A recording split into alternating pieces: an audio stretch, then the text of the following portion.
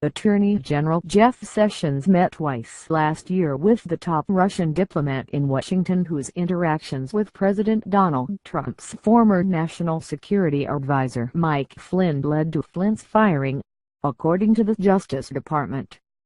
Sessions did not mention either meeting during his confirmation hearings when he said he knew of no contacts between Trump surrogates and Russians.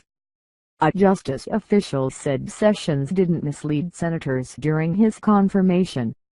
The Washington Post first reported on Sessions' meetings with the official. Sergei Kislyak, the Russian ambassador, is considered by U.S. intelligence to be one of Russia's top spies and spy recruiters in Washington, according to current and former senior U.S. government officials. Sessions met with Kislyak twice. In July on the sidelines of the Republican convention, and in September in his office when Sessions was a member of the Senate Armed Services Committee. Sessions was an early Trump backer and regular surrogate for him as a candidate. Sessions responded swiftly Wednesday, strongly stating that he never discussed campaign-related issues with anyone from Russia. "I never met with any Russian officials to discuss issues of the campaign," he said in a statement.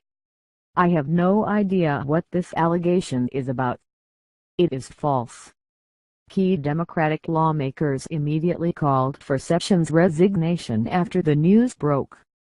House Minority Leader Nancy Pelosi characterized Sessions' comments in his confirmation apparent perjury, and said the Attorney General should resign.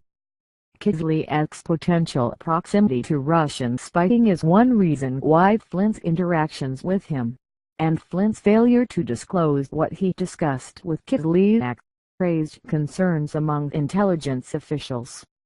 In his confirmation hearing to become Attorney General, Sessions was asked about Russia and he responded at the time that he did not have communications with the Russians. Sessions spokeswoman Sarah Flores said there was nothing misleading about his answer to Congress because the Alabama Republican was asked during the hearing about communications between Russia and the Trump campaign, not about meetings he took as a senator and a member of the Armed Services Committee. Last year, the senator had over 25 conversations with foreign ambassadors as a senior member of the Armed Services Committee, including the British, Korean, Japanese, Polish, Indian, Chinese, Canadian, Australian, German and Russian ambassadors, Flores said in the statement. A Justice Department official confirmed the meetings, but said Sessions met with the ambassadors in his capacity as a senator on the Armed Services Committee. A White House official said, "This is the latest attack against the Trump administration by partisan Democrats." Attorney General Sessions met with the ambassador in an official capacity as a member of the Senate Armed Services Committee, which is entirely consistent with his testimony. In reaction to the report, Representative Elijah Cummings, a Maryland Democrat and a ranking member of the House Oversight Committee, also called for Sessions' resignation. "There is no longer any question that we need a truly independent commission to investigate potential ties between Russia and the Trump campaign," Cummings said. "It is inconceivable that even after Michael Flynn was fired for concealing his conversations with the Russians that Attorney General Sessions would keep his own conversations for several weeks."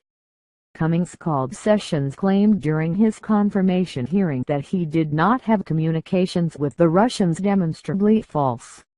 Minnesota Democrat Senator Al Franken, who asked Sessions about Russia at the confirmation hearing, said if the reports of Sessions' contacts with Kislyak were true, then Sessions' response was at best misleading.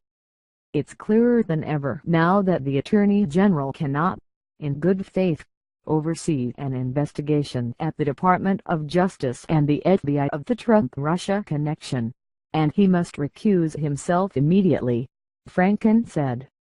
News of Sessions' contacts with Kislyak came as the New York Times reported Wednesday evening that officials under former President Barack Obama had sent information throughout government about potential Russian contact with Trump's associates and interference in the 2016 election. The officials did so, the Times reported, in order to preserve the information after Obama left office.